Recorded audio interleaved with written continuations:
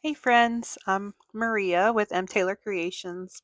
I'm so glad you're here. Let's get crafty.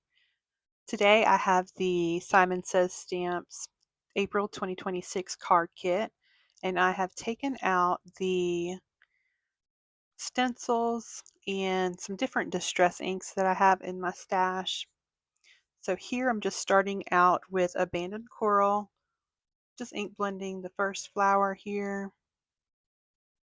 And for the flowers, I did decide just to ink blend just one of the colors. And then next I have pulled out picked raspberry and just adding a light blend here, trying to get lighter as I get towards the center, just to add some interest to the flowers. And I did cut the stencil. You'll see in just a moment when I get to the butterflies. Because of how I die cut the images, I did want to make it a little bit easier to ink blend more than one image at a time. So I just cut my stencil for the two butterflies in half. You'll see they're two little triangles at this point. And so I'm going to take the picked raspberry and just start out with the center of the butterflies. And again, kind of darker towards the center and then getting lighter as I go out towards the outside of the wings. I'll bring in another color here in just a moment. Just making sure I have a good blend there. Okay, and then next I have brought shaded lilac. And so again, I'll just start with the outside of the wings at this point and go darker and get lighter as I get closer to the picked raspberry color. And this just gives a really pretty ink combination once they start to overlap one another. And I don't spend too much time doing this because they do blend together really nicely. Just cleaning off the stencil here in between. And then I will bring in some new die cuts.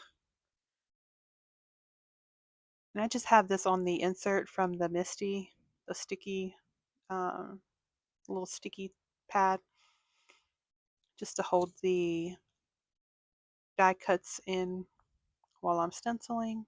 I'm sorry, ink blending. So just replacing for some blank die cuts at this point. The next combination I have is mustard seed and it looks like Mermaid Lagoon. So just starting out the center, the mustard seed, center of the butterfly, just where the body would be. And this ends up being one of my favorite. I don't know. I think I liked all of the ink blending. Ended up being pretty. Okay, so just bringing the Mermaid Lagoon from the outsides of the wings. And I like how it has sort of the darker on that one-winged butterfly. I like how dark the outside of the wing got there, but I didn't want to um, have too much of the green showing on the two-winged butterfly, so I didn't add too much ink on that one. And that's just some post-it tape that I've got that held down with just because the stencils weren't touching the sticky pad. Okay, and so I finished all my ink blending. I did skip ahead. You'll see each of the color combinations at the end. But I've got this set up in my Misty.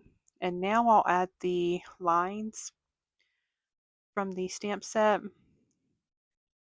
And I'm doing it this way just because I didn't care for how the images looked whenever I stamped it first and then I ink blended. It just dulled back the lines a good bit.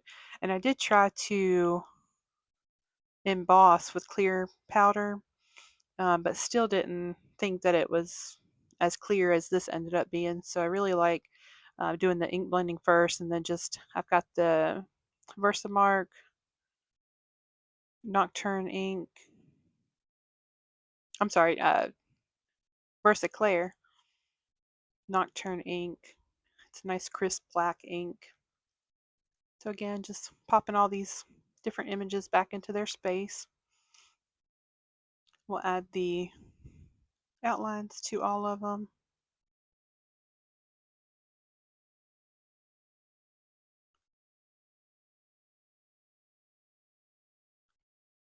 Okay, and then I did just take a microfiber cloth and use that to make it easier to rub the outside of the MISTI and just have a nice even coverage over getting the ink down on the images. And then here is all of the images that I ink blended. Skipped ahead on some of them. Did make some cards with each of the images. Just brought in some of the paper. I tried to use up a lot of the pattern paper just because I didn't see myself really using it outside of this kit. And then just also stamped the sentiments that were in the stamp set to go along with the cards. And then added some embossing folders and different gems from my stash.